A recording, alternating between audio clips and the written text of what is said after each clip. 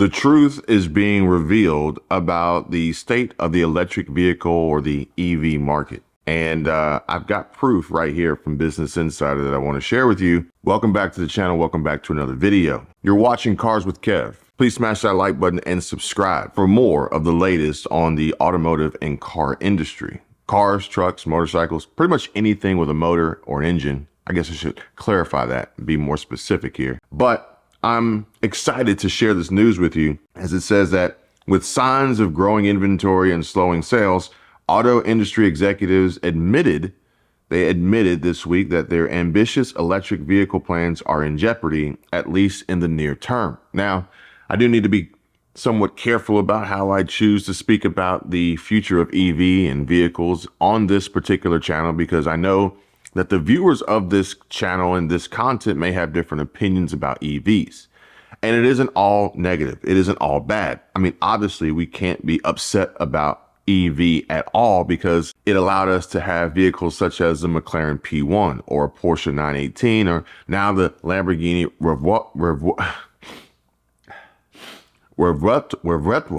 I can't even say it. I'm going to edit this in with someone who can actually say it. This is the Revuelto.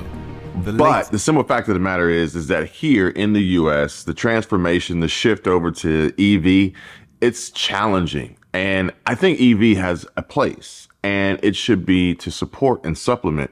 I've even said that the electric motor is the new turbo, basically, where you can create insanely high power, horsepower, and torque numbers with the simple add-on of a motor versus, granted, you're not retrofitting motors to cars like we used to just drop Gretty turbo kits on our Honda Civics in the garage back in the day. But regardless, we get tons of power with zero lag. So all you got to do is plug it in, or at the very least, have it create power through some form of regenerative means. And who's upset with more power? I know I'm not. But it says here that with signs of growing inventory and slowing sales, auto industry executives admitted this week that their ambitious electric vehicle plans are in jeopardy, at least in the near term. Several C-suite leaders at some of the biggest car makers voiced fresh unease about the electric car market's growth, as concerns over the viability of these vehicles put their multi-billion-dollar electrification strategies at risk. And at this point in time, today, I think one of the other things that they're realizing is that the United Auto Workers Union and this existing strike and potential future strikes is also putting their multi-billion-dollar electrification strategies at risk. Quite possibly why some of these manufacturers, including the latest from BMW, which I don't know if you guys noticed the new BMW IM logo or however they're defining this. I think we're going to see more car manufacturers moving over to a new business model, a new entity, a new corporation, a new LLC or C Corp, S Corp, whatever they choose to run their electric car manufacturing businesses that will not be included in any way, shape, or form or tied or linked to any workers' unions whatsoever. This would also have major changes and huge implications to how they go to market, how they sell direct to consumer, and ultimately how they distance themselves and cut ties with dealerships. You can thank Elon Musk for that. But this week, according to Business Insider, on GM's third quarter earnings call, their CEO, Mary Barra, and GM struck a more sober tone. The company announced with its quarterly results that it's abandoning its targets to build 100,000 EVs in the second half of this year and another 400,000 by the first 6 months of 2024. And GM doesn't know when it will hit those targets. And this is, again, tied to the workers, because I think only Ford right now is currently having some success in negotiations with the unions. And GM obviously knows that there's not going to be any way possible for them to reach these manufacturing goals. One, with supply chain issues, two, with rising interest rates and, just the raw material costs, mining and other inputs. But then you add on the worker strike to it, and it's a recipe for disaster. She says, as we get further into the transformation to EV, it's a bit bumpy, end quote. While GM's about face was somewhat of a surprise to investors, the Detroit car company is not alone in this new view of the EV future. Even Tesla's Elon Musk warned on a recent earnings call that economic concerns would lead to waning vehicle demand, even for the longtime EV market leader. I mean, we're continuously seeing Tesla drop prices on their Model 3s and Model Ys, I believe. There is a huge shift here happening, and the demand isn't as high. The prices are too high. Interest rates are deterring buyers. The list goes on and on and on. Not to mention the changes to the charging network and charging infrastructure and the cost to supercharge. In addition to the increased competition from other manufacturers, including Rivian, Porsche, Ford, Honda, Toyota, Mercedes, everybody. Lucid, don't get me started on Lucid. Meanwhile, Mercedes-Benz, which is having to discount its EVs by several $1,000s just to get them in customers' hands, isn't mincing words about the state of the EV market. CFO of Mercedes-Benz, Harold Wilhelm, said on an analyst call, "This is a pretty brutal space. I can hardly imagine the current status quo is fully sustainable for everybody." I would agree. EVs are getting harder to sell is what Business Insider headlines this next portion here, but Mercedes isn't the only one. Almost all current EV product is going for under sticker price these days, and on top of that, some EVs are seeing manufacturers' incentives by nearly 10%. Now, with that being said, I'm a little curious as to one particular manufacturer and their selling prices and if they'll go under sticker.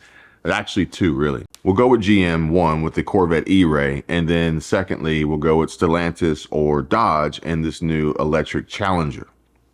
However, we'll have to wait and see how these numbers pan out. Continuing on here with this article, it says that as inventory builds up at dealerships, much to the chagrin of dealers, while car buyers are in luck if they're looking for a deal on a plug-in vehicle, executives are finding even significant markdowns and discounts aren't enough.